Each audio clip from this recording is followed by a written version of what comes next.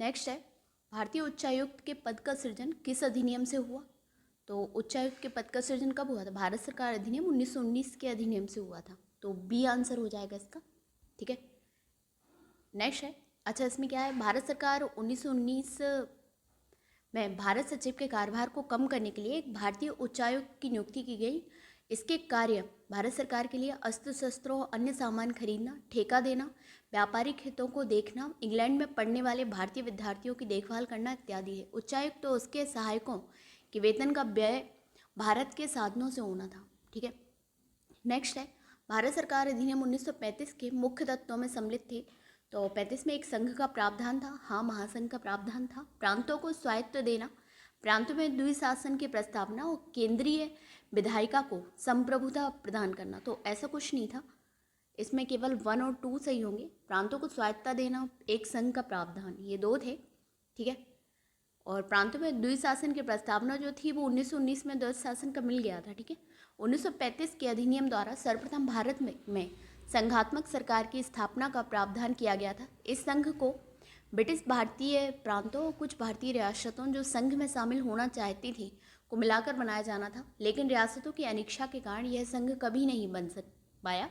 इस अधिनियम के द्वारा प्रांतों में द्वैध शासन समाप्त कर प्रांतों को स्वायत्तता प्रदान की गई और केंद्र में द्वैध शासन लागू किया गया। ठीक है, नेक्स्ट है, निम्नलिखित में से किसने ब्रिटिश भारत में प्रांतीय स्वायत्तता शुरू की? ब्रिटिश भारत में प्रांतीय स्वायत्तता, तो भारत सरकार अधिनियम 1935। ठीक है, तो डी हो जाएगा इसका आंसर। नेक्स्ट है, भारत सरकार अधिनियम 1935 निम्नलिखित में से किसकी रिपोर्ट पर आधारित था? तो ये साइमन कमीशन की रिपोर्ट आई थी जो 28 में। ठीक है, उस पर आधारित था।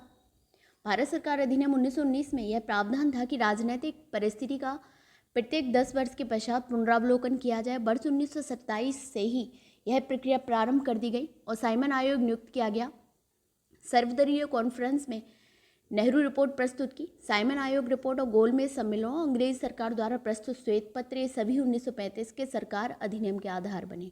ठीक है, नेक्स्ट है, 1935 के भारत सरकार अधिनियम की कुछ विशेषताएं थी। फर्स्ट, गवर्नरी प्रांतों में द्वैध शासन की समाप्ति। सेकंड, गवर्नरों को विधायी क्रियाओं में निषेधाधिकार, वीटो की शक्ति एवं स्वयं द्वारा विधि बनाना। सांप्रदायिक प्रतिनिधित्व के नियम की समाप्ति। तो इसमें से क्या हो जाएगा? इसमें से 1 और 2 सही होंगे। ठीक है, 1 और 2। और नियम की समाप्ति कहाँ हुई थी और विस्तारित किया गया था? 1935 के भारत सरकार अधिनियम द्वारा प्रांतों को दोहरे शासन के स्थान पर स्वशासन मिल गया और आरक्षित एवं हस्तांतरित विषयों में भेद समाप्त हो गया। गवर्नरों को आरक्षित और बचाव की संज्ञा के अधीन व्यक्तिगत निर्णयों और विवेकाधीन शक्तियों का प्रयोग करने का अधिकार दे दिया गया। साथ ही गवर्नरों को अध्यादेश जारी करने का भी अधिकार दे दिया गया। इस अधिनियम द्वारा सांप्रदायिक तथा वर्गीय मतदाता मंडलों का विस्तार हुआ। अनुसूचित जातियां मुसलमान, सिख, यूरोपीय, भारतीय ईसाई, एंग्लो इंडियन तथा भारतीय मुसलमान आदि को पृथक पृथक प्रतिनिधित्व मिला। ठीक है, तो केवल 1 और 2 सही होगा। ठीक है, नेक्स्ट है, भारत सरकार अधिनियम 1935 ने समाप्त की तो क्या कि प्रांतों में द्वैध शासन व्यवस्था जो थी 1919 में मिली थी उसको समाप्त कर दिया गया, उसकी जगह केंद्र में आ गया अब। ठीक है, नेक्स्ट है, गवर्नमेंट ऑफ इंडिया एक्ट 1935 में प्रांतीय स्वशासन का उपबंध था, हाँ था। और एक संघीय न्यायालय की स्थापना का उपबंध था, तो हाँ बिल्कुल। और केंद्र में अखिल भारत संघ का उपबंध था, तो हाँ ये तीनों सही हैं, हालांकि तीसरा का नहीं हो पाया।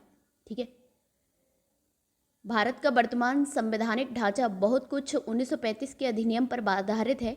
वर्ष 1935 के मुख्य उपबंध इस प्रकार हैं: संघात्मक सरकार की स्थापना, केंद्र में द्वैध शासन की स्थापना, प्रांतों में द्वैध शासन की स्थापना पर स्वायत्त शासन की स्थापना, द्विसदनीय केंद्रीय विधानमंडल, प्रांतीय शासन व्यवस्था, प्रांतीय विधानमंडल, केंद्र एवं प्रांतों में शक्तियों का विभाजन, फेडरल न्यायालय की स्थापना आदि। प्रश्नगत तीनों कथन भारत सरकार अधिनियम 1935 पर आधारित होने से सही उत्तर विकल्प डी होगा। नेक्स्ट है, 1935 का गवर्नमेंट ऑफ इंडिया एक्ट क्यों महत्वपूर्ण है? तो यह भारतीय संविधान का प्रमुख स्रोत है। करीब इसमें 14 भाग थे, तो बहुत बड़ा था, 14 भाग और 200 से ज़्यादा इसमें आर्टिकल थे, वो सॉरी 300 से ज़्यादा इसमें आर्टिकल थे, 321 के करीब थे शायद। नेक्स्ट है 1935 के भारत सरकार अधिनियम की निम्नलिखित में से कौन सा एक वैशिष्ट युक्त नहीं है? तो केंद्र में साथ ही साथ राज्यों में द्वैध शासन, ठीक है। तो केंद्र में तो था, राज्यों में द्वैध शासन की समाप्ति हो चुकी थी। बाकी द्विसदनीय विधानमंडल, प्रांतीय स्वायत्ता, एक अखिल भारतीय संघ, ये तीनों थे, ठीक है। नेक्स्ट है 1935 के भारत अधिनियम द्वारा प्रस्तावित फेडरल यूनियन में राजसी प्रांतों को शामिल करने के पीछे अंग्रेजों की असली मंशा थी तो क्या थी? अंग्रेजों की असली मंशा क्या थी? राष्ट्रवादी नेताओं के साम्राज्यवाद विरोधी सिद्धांतों को व्यर्थ करने के लिए राजाओं का इस्तेमाल करना। तो बिल्कुल, तो इसका आंसर क्या हो जाएगा? इसका आंसर डी हो जाएगा, ठीक है। 1935 के भारत सरकार अधिनियम द्वारा प्रस्तावित संघ में राजसी प्रांतों को शामिल करने के पीछे अंग्रेजों की असली मंशा भारत के राष्ट्रवादी नेताओं के साम्राज्यवाद विरोधी सिद्धांतों को व्यर्थ करने के लिए राजाओं का इस्तेमाल करना था। देशी रियासतें भारत की लगभग 25% जनसंख्या का प्रतिनिधित्व करती थीं, जबकि 1935 के अधिनियम की धारा 18 के तहत प्रस्तावित केंद्रीय विधानमंडल के उच्च सदन में उन्हें 40% मतलब 260 में से 104 सीटें और निचले सदन में 33% मतलब 375 में से 125 सीटें प्रदान की गई थीं, जिन्हें इन रियासतों के राजाओं द्वारा नामित किया जाना था। इस प्रकार केंद्रीय विधानमंडल में कांग्रेस का अंकुश लगाना इसका प्रमुख उद्देश्य था तथा राजाओं का उपयोग ब्रिटिश शासन के राष्ट्रीय नेताओं साम्राज्यवाद विरोधी सिद्धांतों की काट के रूप में करना चाहता था। नेक्स्ट है निम्नलिखित में से किसने 1935 के अधिनियम के बारे में कहा था, एक कार जिसमें ब्रेक तो है पर इंजन नहीं? तो ये जवाहरलाल नेहरू ने कहा था 1935 के एक्ट के लिए। ए हो जाएगा इसका आंसर। 1935 के अधिनियम के बारे में बोला था वो, ये 47 से 64 तक भारत के प्रधानमंत्री रहे, पंचशील सिद्धांत के प्रणेता, गुट निरपेक्षता में विश्वास करने वाले थे नेहरू, ठीक है। नेक्स्ट है किस अधिनियम के बारे में जवाहरलाल नेहरू ने कहा था कि हमें एक ऐसी कार दी गई थी जिसमें सब ब्रेक तो थे किंतु इंजन नहीं था? तो ये 1935 का जो अधिनियम था उसके लिए कहा गया था। डी हो जाएगा इसका आंसर।